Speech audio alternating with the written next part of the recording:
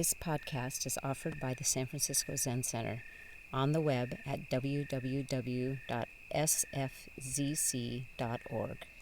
Our public programs are made possible by donations from people like you. Why do we have Tassajara? And when we leave tomorrow and we go back into that world, or if you're a resident here, as I was for many years, and love the practice here in the valley, when you do end up leaving this temple with gift-bestowing hands, what is it that you bring? What is it that we take back out there? Why do we have Tassajara?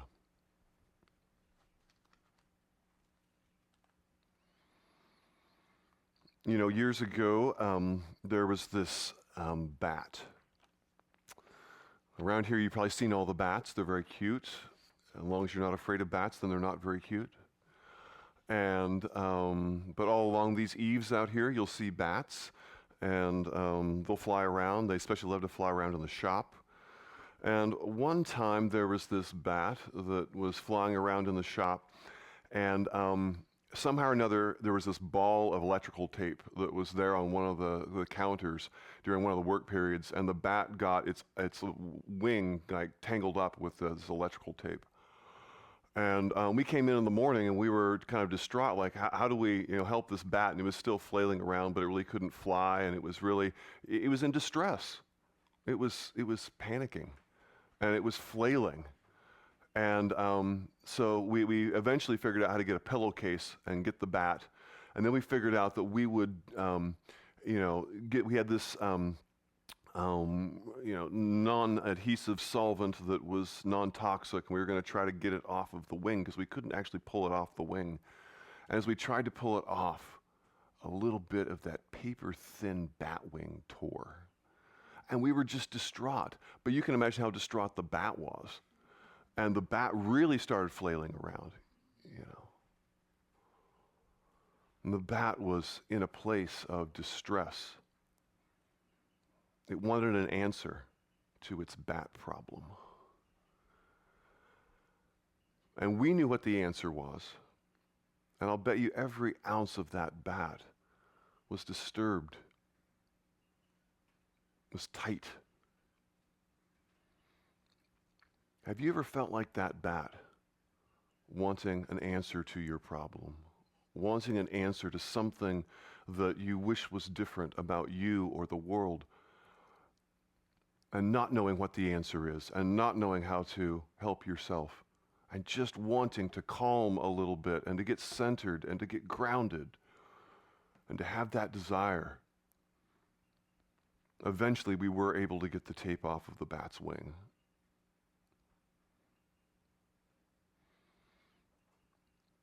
We need places where we can get a taste of what it is to get grounded. Something that gives us a little glimpse of a modality or a structure that can deliver us into a place where we actually settle a little bit more. If you start to choke, you can choke on the smallest thing, a little pebble you can choke on. And the airways in your throat are plenty big. You don't have to choke on a pebble.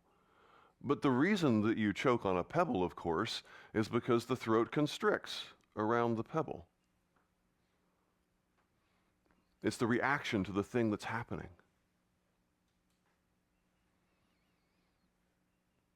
And as we've learned to live our lives and protect ourselves and to develop personalities and to figure out how to function, we've developed ways of being that don't serve us. And it's like, yes, it is a pebble. There is something there that's real, but I can't breathe. And people have noticed this about the human condition ever since there were people. We need a place to practice basketball. We need a place to practice the violin. We need a place to practice being a human being.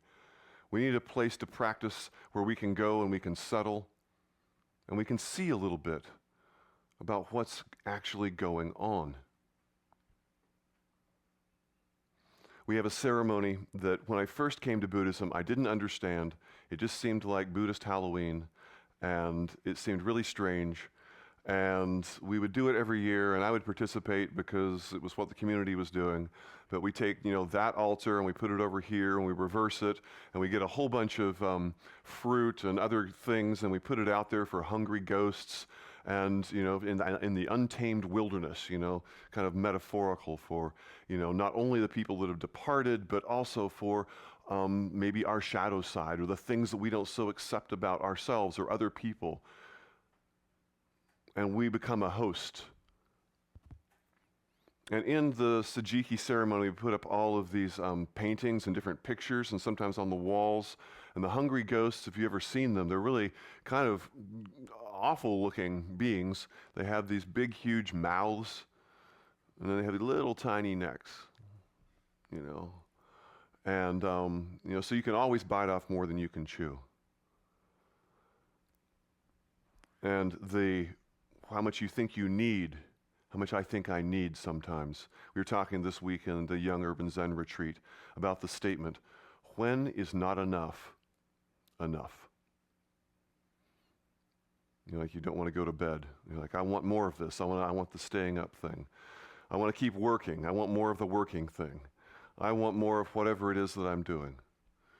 And then getting in touch with that feeling. The feeling is not enough. This is not enough. I want more of whatever. And just letting that be enough. And those hungry ghosts have these huge mouths, and they're biting off way more than they can chew. And they always are starving because of this condition. Being in a state of torment because of their own appetite, because of their own reaction, because of how they are with the thing that's going on. And it's lovely to be able to find a way to start looking at how it is that I am with the things that are like those hungry ghosts, how it is that I am with those things that come from the untamed wilderness, our shadow side, and to learn to actually be hosts and have an open-hearted stance and to realize that we came by these things honestly. They were not our choice. But our choice and our practice is about doing something with them.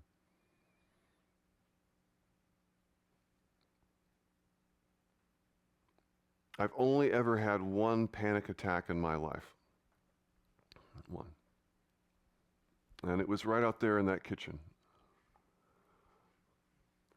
And we had this dinner where on a very hot day like this, we had this red chili tofu. It was a dish we used to serve that you could serve cold, but everyone loved it. But you just put it in the walk-in, and it was in this big, huge bucket. And it made it really easy if you were making dinner, and I was the guest cook that night.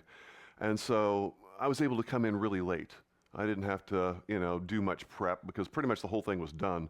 And the way that we prepared it on the plate, it looked great for the guests, but they didn't know. We basically just poured it out onto the plate and took it out there. So it was the easiest breakfast, and it was great for a hot day, easiest dinner, great for a hot day.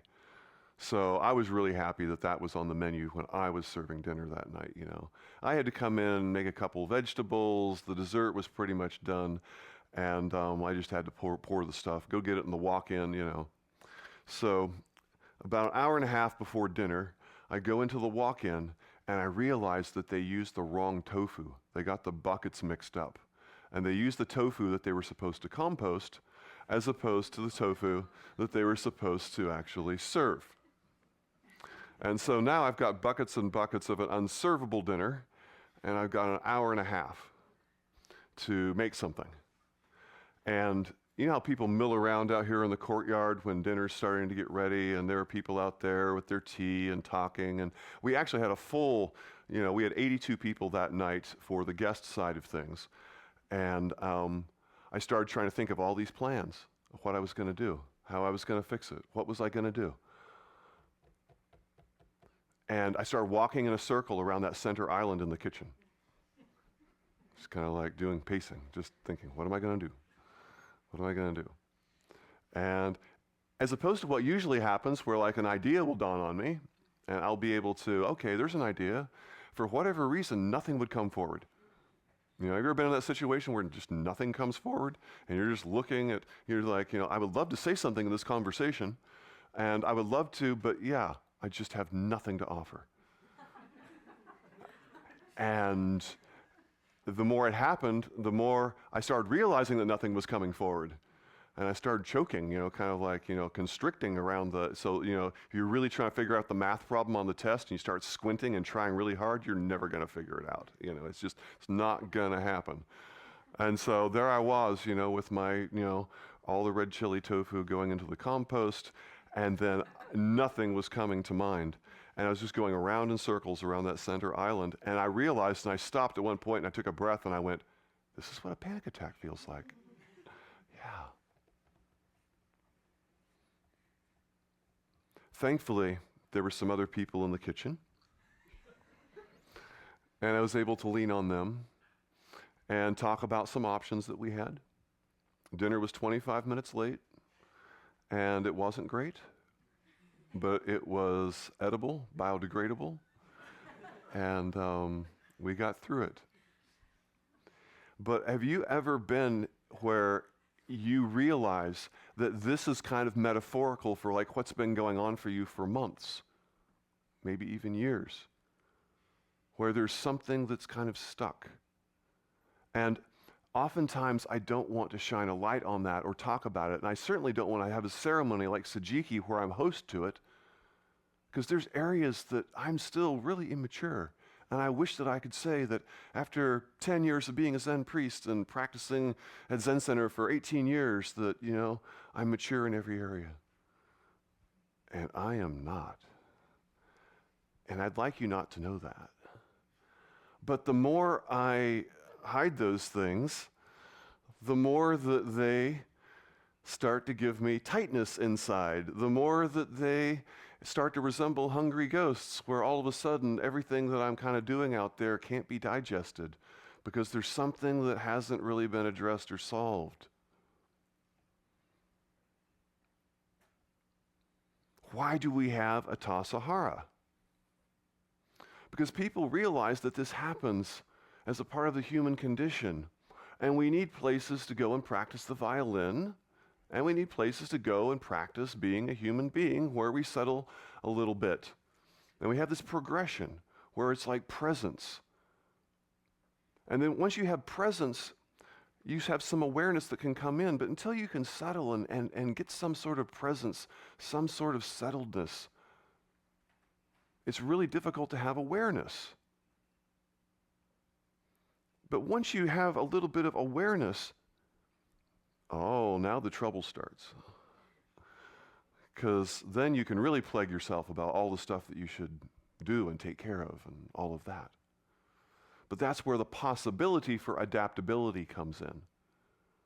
So you have presence, then you have awareness, and then you have the possibility to adapt to what the moment is asking for. What is this moment asking for?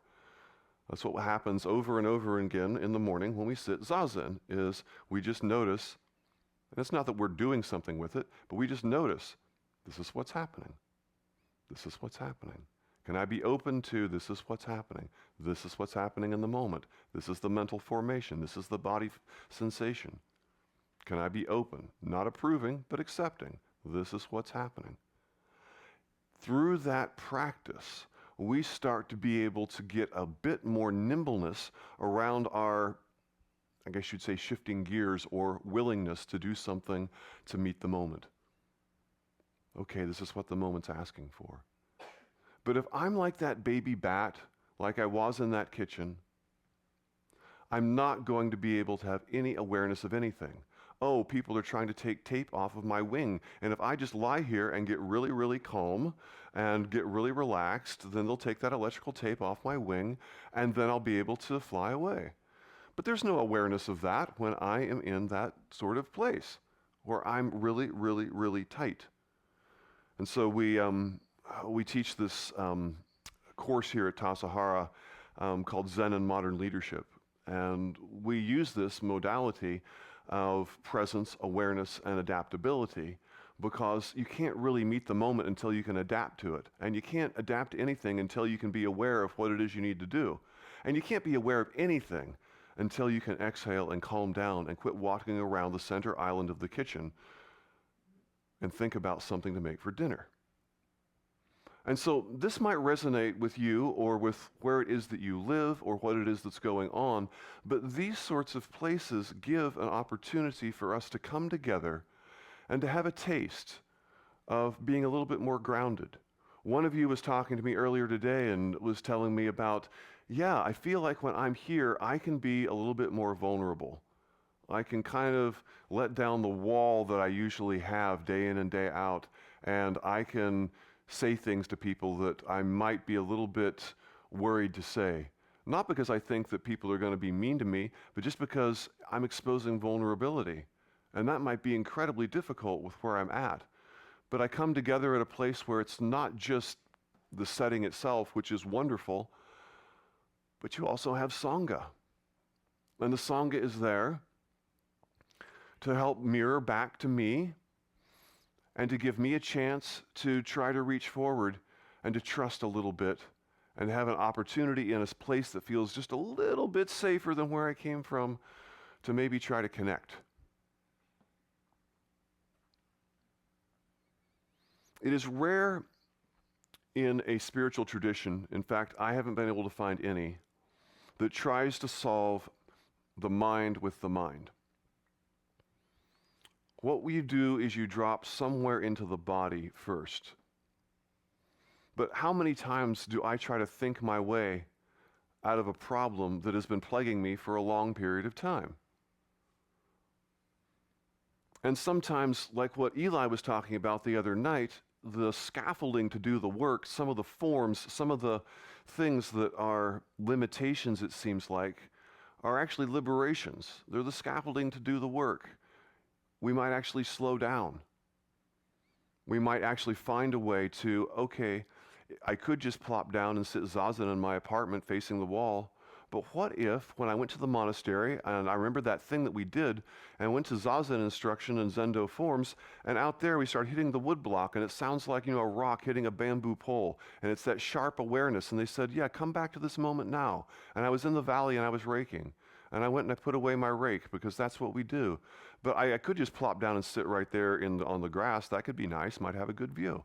But, I really haven't settled yet. I've been raking. So let's do something. Let's walk to the zendo, maybe even walk in shashu. And when I get there, walk up the steps in a certain way, and I get to the top step, and I put clean feet on the top step, and I take those two shoes, and I put them on the shoe rack just so. And I go back to shashu.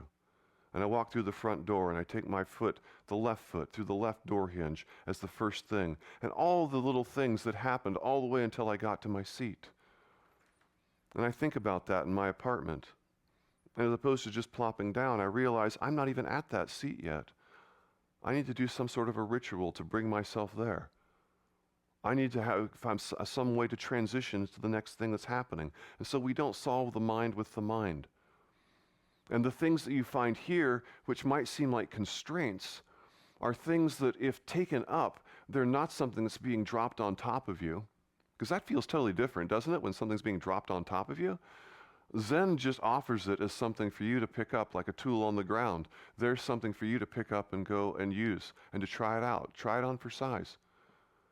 And so you pick it up not as though I have to do this, but as though this might actually help me ground and actually be there.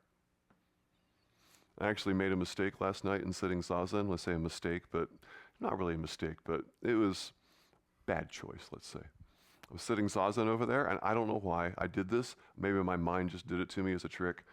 But I was sitting zazen. I was really, really hot in my okesa. The fan wasn't reaching the corner. And I was starting to feel really, really kind of just like tense inside and really, really hot. And this thought popped into my head.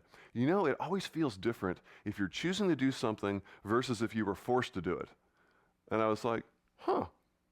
All right, go back to zazen. And then the thought popped up into my mind, what would this feel like if I was being forced to sit zazen in this room, in this hot whatever, And then, I can't tell you why, but for the rest of the period of zazen, I felt awful. I felt like I just want to run out of here. I was just like, I can't take this. This is like, you have restless belly syndrome or something. You just have to move, But these things are given as offerings to take and to try, so that it's not that you have to do any of them. It's that this scaffolding, these different forms have been created over centuries of individuals having best practices and sharing them for how do I be in this body, in this mind, in this moment. How do I be in this body, in this mind, in this moment? And I want to share that. And I want to keep honing that over centuries with people. And so you come here and you see all of these forms, but the things that are here, they're just suggestions of ways to hold yourself so that you can be grounded. And then you can exhale a little bit. And then maybe you can realize a bit more of what's going on. What's actually going on? Ritual can ground us. But until ritual is something I've chosen to do, it can make me want to run out of the Zendo. But taking it up personally, as this is something that helps me ground, can be incredibly powerful.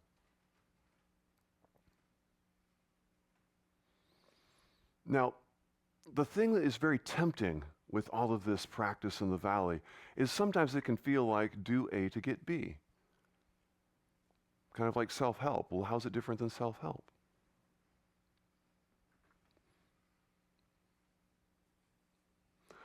Over time, we come to gifts and awarenesses that we could not have digested or understood before. Like we were talking about in our Young Urban Zen meeting earlier today, if you're talking to a 4-year-old about trigonometry, they probably don't get it. And you're probably not inclined to criticize the 4-year-old and say, look, this is very straightforward. I studied it in college. Doesn't matter how much you explain it. The capacity is not there yet. And I wish that I had the capacity to meet every moment, but I don't. And Zen asks us to try to meet the moment. We do try. But then also don't be so full of hubris. I oftentimes am, thinking that I can surf any moment. There are moments and there are waves that I cannot surf. And sometimes I'm like a 4-year-old trying to do trigonometry. The difference between self-help is that Zen is asking us to suspend some disbelief, to try on a modality and a way of being and embracing so that we can live into answers in the future that we do not have the capacity to understand today, without despairing that lack as a lack, but just part of the process. We would not criticize the 4-year-old. It's ridiculous. And if I don't have the capacity for something today, it's not because I had a project plan to be incompetent. It's because that's just the way things ended up, with all the stuff that ended up making me me. And I'm just not good at that thing. Can I hold that loosely and be with it? And just realize, for whatever reason, I just can't figure out how to make dinner. But maybe some of my friends, if we get together, they can help pull me out of it and we will make dinner. And so we create these places like Tassajara because you have a gift to give to the world. And you've probably in your life been in many, many situations where you looked at the meeting room at work, the dinner table at a family gathering, or been in some situation where you just said to yourself, I wish that there was somebody here who was a little bit grounded. I wish there was somebody here who was not uptight, who was not tense, who had a little bit more room in their emotional reservoir for people to be less perfect. And as we work on things and live into our answers in the future and gain new capacities through doing things that seem like they might be inefficient, we start to be able to give our gift to the world. We start to be able to show up and be that person that has a little bit more spaciousness, and they don't just have to be forced nice. We all know what it's like to be forced nice. That's called trying to be an adult, you know. So you have all these different situations, and you're in a meeting at work and then something goes awful, all I want to do is go into the corner and pound the wall and cry. But of course that's not what adults do. So you have to be an adult about things, and you have to be forced nice to the people around you and all the rest of it. But inside I'm taking on stress. But isn't it wonderful if that emotional reservoir expands a little bit and I can hold the imperfections of me and the people around me with a little bit more spaciousness? I mean, you can think of whoever it is in your life that was very tight with you, where you couldn't make any mistakes or you were criticized or ridiculed.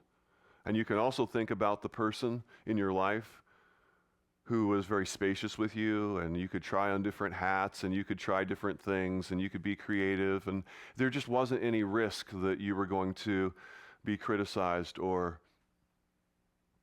you were just going to be accepted still after whatever happened. How much more free do you feel to be yourself, to give your gift to the world? Through this practice, we're learning how to be that person for other people. That's essentially the Bodhisattva vow, to be able to practice so that you can show up for others, so that you can have a little bit extra, so that I can be a little bit less wound, a little bit less tight, and so that I can actually not have to be forced nice and not so overwhelmed. And I can be with what's happening because I can adapt to it, because I'm a little bit aware of what's going on. I've got a little glimpse of what's going on.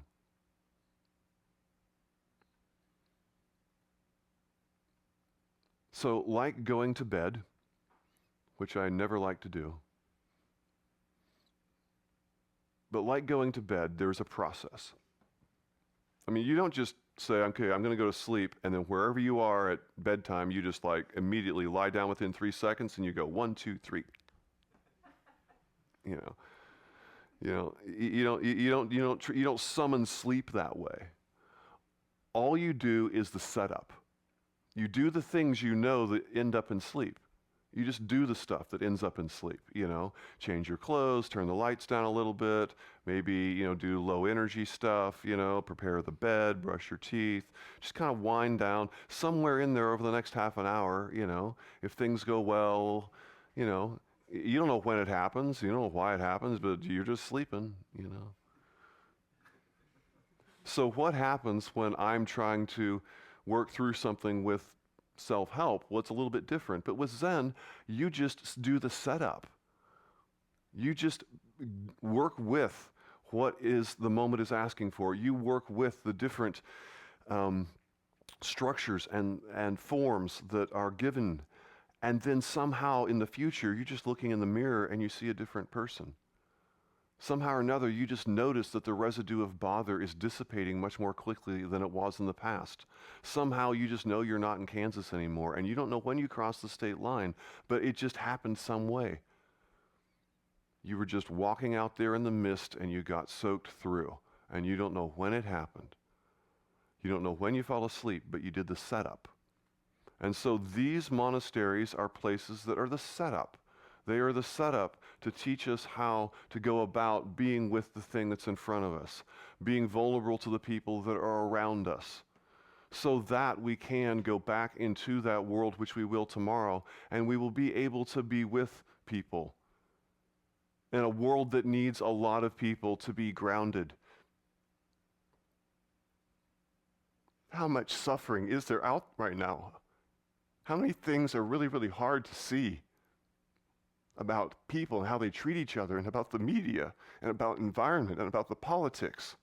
But then you can take some groundedness in the fact that there's something I can do.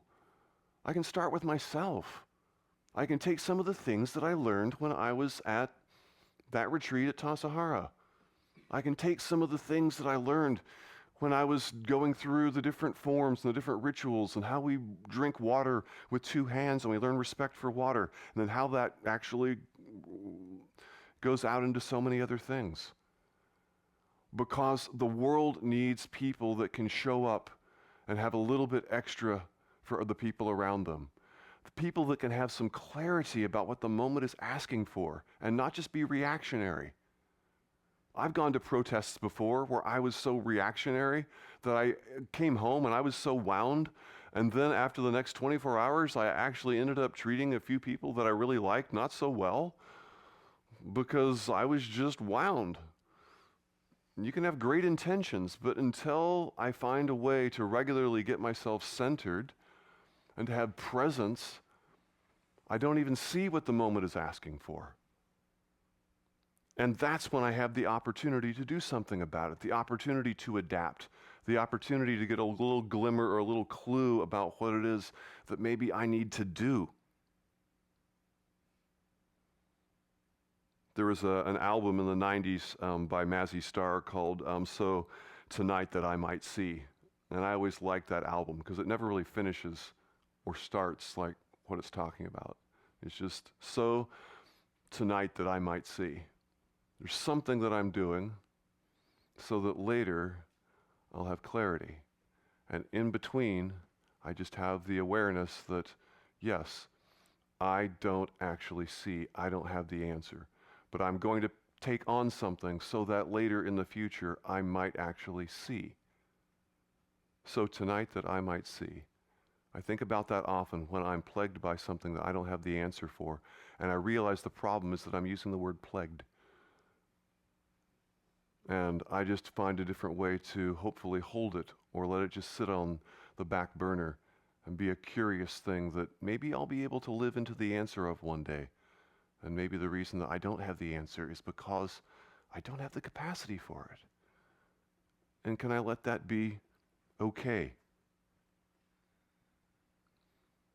I asked my teacher, Ryushin Paul Haller, years ago after I had been living at Tassajara for several years, and he was down here leading a practice period, and I asked him, I said, what am I doing here? And he said, honing your gut. Because over time, we can learn all these things, do this, do that, what have you, but what it's eventually doing is it's giving us discernment. It's that word that Eli was teasing out in his talk. It gives us discernment, where we're able to actually see what the moment is asking for. But it takes a while to understand that, if you were to take one of those old ships from New York to London and you're going across, I'm just imagining like the giant, wheel, and the ship captain's been sailing for decades and they're moving a little bit left and then a little bit right and then a little bit right and a little bit right, a little bit left. It's just like, and if you were to ask them each time they did that, why'd you go left? Why'd you go right? They don't know. They're just feeling the wind and the sails and the waves and whatever's going on. Honing our gut so that we can take this practice and over time, it will become something that becomes instinctive, so that we will have awarenesses of how to respond, so that we will be able to realize when it is we need to act and when it is we need to not act.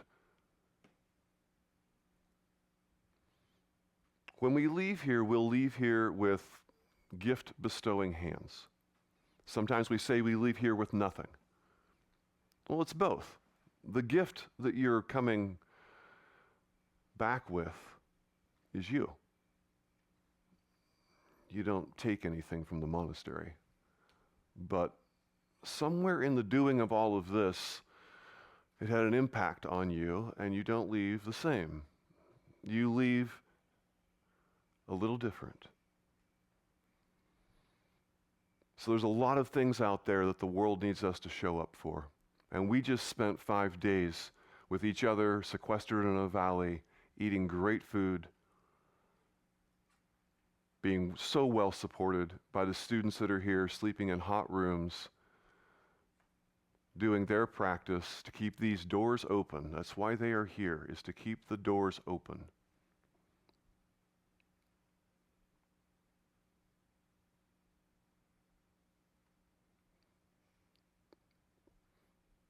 So that we might see. Thank you for listening to this podcast offered by the San Francisco Zen Center. Our Dharma talks are offered free of charge, and this is made possible by the donations we receive. Your financial support helps us to continue to offer the Dharma. For more information, visit sfzc.org and click Giving.